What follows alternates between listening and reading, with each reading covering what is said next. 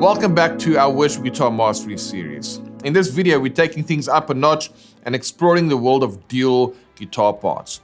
We'll be diving into a cool technique that involves combining a simple ascending melodic line using chord tones, and then in the second part, I'm going to show you how to incorporate power chords and open triads. This combination creates a dynamic and interesting sound that will take your worship guitar playing to the next level. So grab your guitar and let's get started.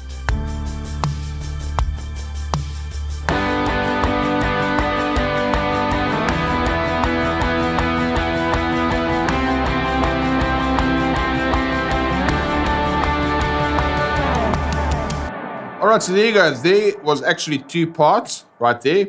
The one guitar played a single note ascending line, which I'm going to show you in a second. And then the other guitar part play some power chords along with some open triads. I think those parts work really well together, especially if you listen to it on headphones. You can hear each part left and right and see how they basically make up one guitar part. So let's look at the single note part first of all. Now the chords were G, E minor, C, D. So for the G, we played the B note here. For the E minor, we stayed on the B note because that is the fifth. And then for the C, we just went up one fret to the C, and for the D, we went up 2 frets to the D. So I'm playing B over the G, which is the third. I'm playing B over the E, which is the fifth. I'm playing C over the C, which is the root. And then D over D, which is the root. And my rhythm is simply, I'm picking everything downstrokes with an 8th note rhythm. 1 and 2 and 3 and 4 and a 1 and 2 and 3 and 4 and 1 and 2 and 3 and 4 and 1 and 2 and 3. And I do a slide down. And then there was this one part at the end of the first bar where I played pick, pull, pick.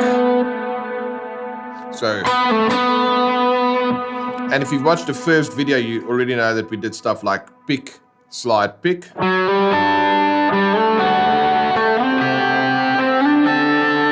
So that gives you some nice variation there. So in this case, it's just a different variation of that, but instead of pick, slide, pick, it's pick, pull, pick. So pick, pull, pick.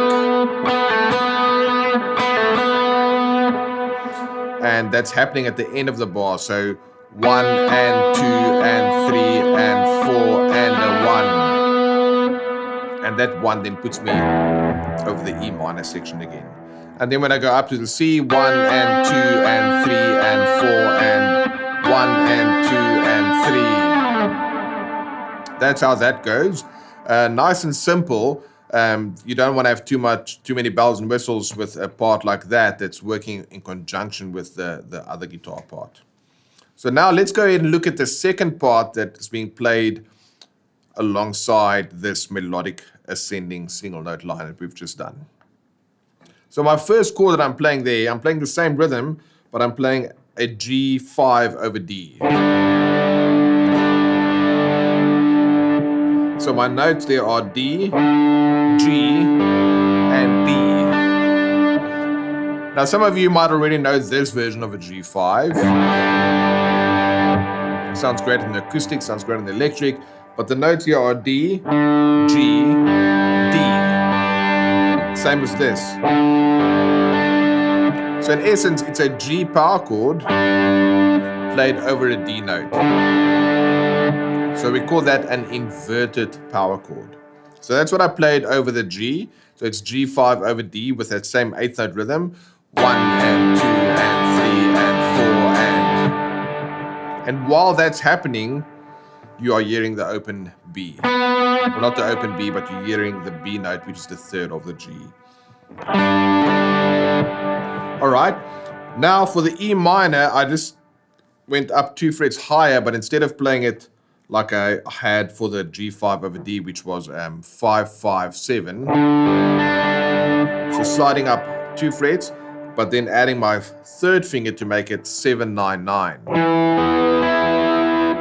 So that takes me from a G5 over D to an E5.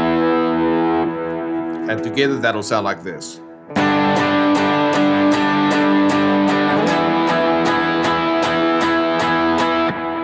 Again, I'm using what's known as kind of voice leading. I'm literally taking it from this and going to the closest next note as I'm building this up. So it's kind of mimicking what the other guitar is doing, starting on the B, staying on the B, then going to the C, then going to the D. So it's kind of building upwards like that. Your muting is very important because you only want to have the strings 5, 4, and 3 ringing. Now I can even do some strumming on this if I wanted to.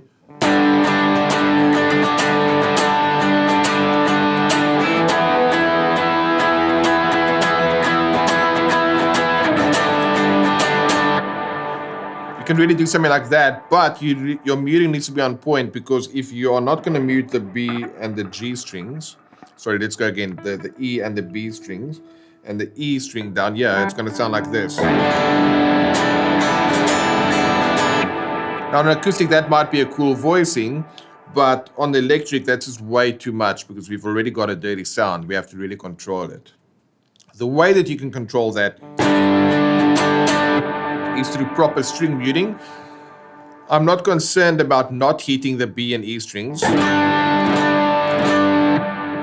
because I'm touching them slightly with my fretting hand. So even if I play the B and the E strings, that one I want to ring because it's a G, but if I play the B and E strings, they're not going to sound, and neither will the low E string.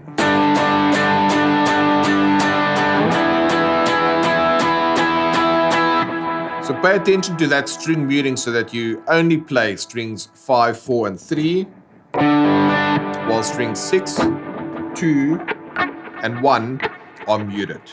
Then I go 2 frets higher and I play an E5 here. Most of you will know this version of an E5 power chord. It's typically the first shape you learn. But I have the same string muting intact. String 6 is muted. String 5, 4, and 3 should be sounding out. And string 2 and string 1 must be muted. All right, so that's G5 over D. I like this version with my pinky on the 7th fret. Of course, you can play it like this as well. But then as we move up, the third finger will have to move down to the 5th there, and then adding in the pinky. So when I do it like this,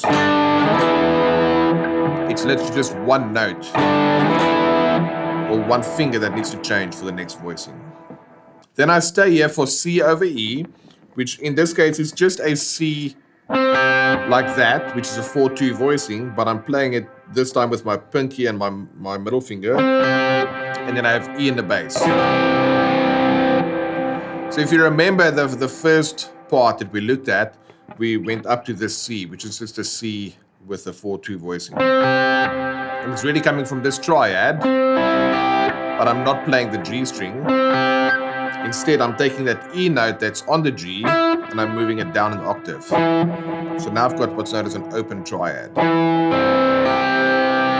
You can hear the much more open sound than if I were to play a closed triad. As opposed to a much more open sound. That's why it's called an open triad. And another way to look at this is the notes within this triad, these 3 notes, they go beyond the distance of 1 octave. Whereas with this, all 3 of those notes are found within the same octave, whereas over here I'm going outside of the octave there. And then I just move it up higher for D over F sharp.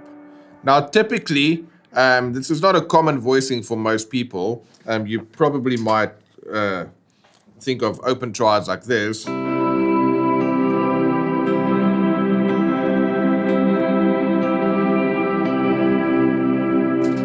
With a bit more of an orchestral sound, so you expect to hear that thing from strings and from pads, all that kind of stuff. But on an electric, that actually works really well with overdriven sound.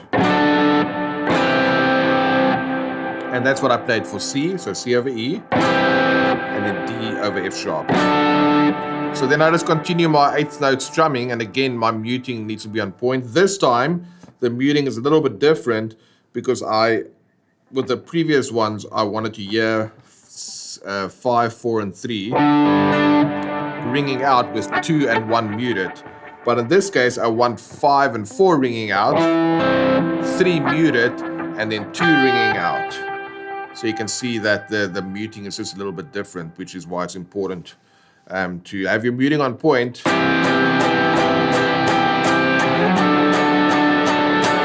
If you want to play it like that. Now, the simple way to do this would be G, E5, C over E, D over F sharp. And that's cool, but it kind of misses that higher note, which sounds like this.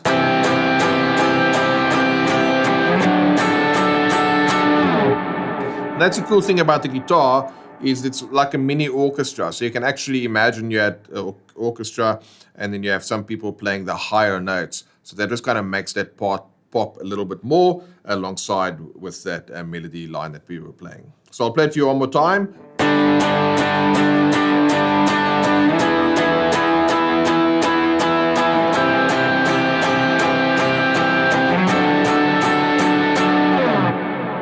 And then for that D over F sharp, I played the same rhythm as my single note line. Let's put both parts together again so you can hear what that sounds like.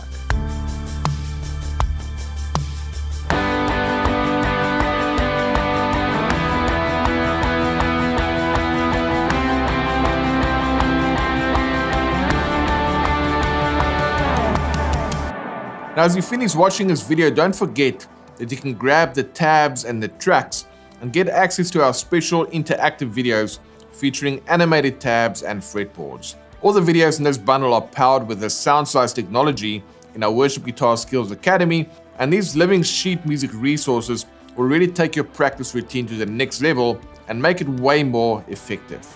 You'll be able to practice along with my recording using the special hybrid video and music notation player, so all you need to do is press play and then watch as the notes light up and sync up with the video.